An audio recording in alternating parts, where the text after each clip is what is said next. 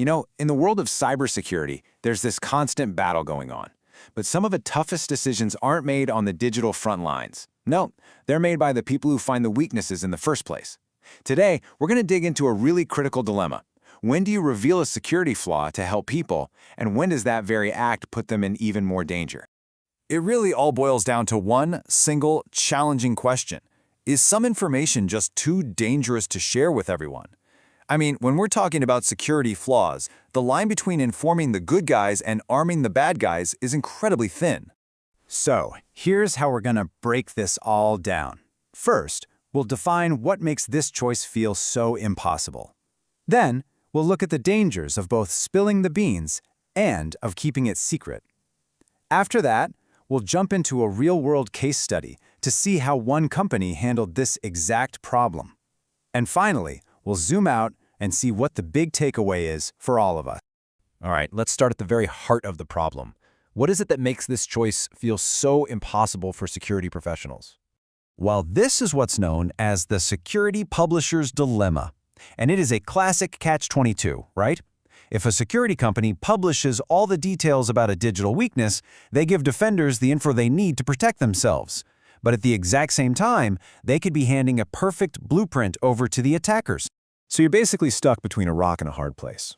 You can release the information and just hope that you can get the defenses up and running before the attackers can make a move. Or you can withhold it and pray that nobody else finds the flaw. As you can probably guess, both of those paths are packed with risk. Okay, so let's really break down those risks, starting with the argument for keeping things under wraps, the very real danger of disclosure. The biggest fear here is pretty straightforward. When a security company publishes the details of a flaw, it's kind of like they're handing a weapon to malicious actors. And that kicks off this frantic race against time. Can organizations patch their systems before attackers can use that brand new public info against them? But, just staying quiet? That's not a safe bet either. In fact, it carries its own huge risks. And that brings us to the peril of silence. See, when you withhold information, you leave the defenders completely in the dark. How can any organization protect itself from a threat it doesn't even know exists? The really terrifying reality is that the attackers may have already found the flaw and are quietly using it. Silence just creates this dangerous illusion of safety. So, we've laid out the theory behind this dilemma. Now let's bring it back to the real world with a case study of a company that had to make this exact choice. We're talking about a company called Virtualization Options LLC, and they specialize in security training. Their courses would often break down vulnerabilities that were already public knowledge, but this created their own version of the publisher's dilemma. They had to ask, would a training course explaining these flaws just end up training more future attackers than defenders? This led them to a critical realization, a fundamental truth of cybersecurity.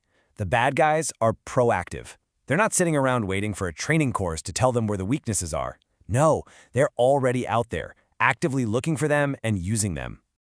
So, with that understanding, what was their next move? Instead of choosing one of the two flawed options, they actually forged a third path, a much more nuanced approach. They weighed their options and came to a pretty clear conclusion. The risk of not training defenders was way, way greater.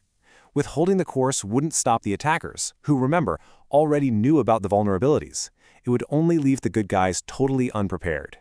So their solution was this really clever three-step approach. First, just acknowledge reality. The attackers are already in the know. Second, prioritize the defenders. Release the training course to empower organizations. But third, and this is the really crucial part, they withheld the keys to the kingdom.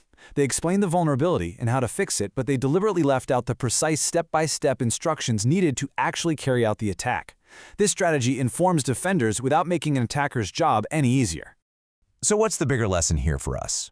This company's decision really points to a broader philosophy for how to handle security in our deeply interconnected world.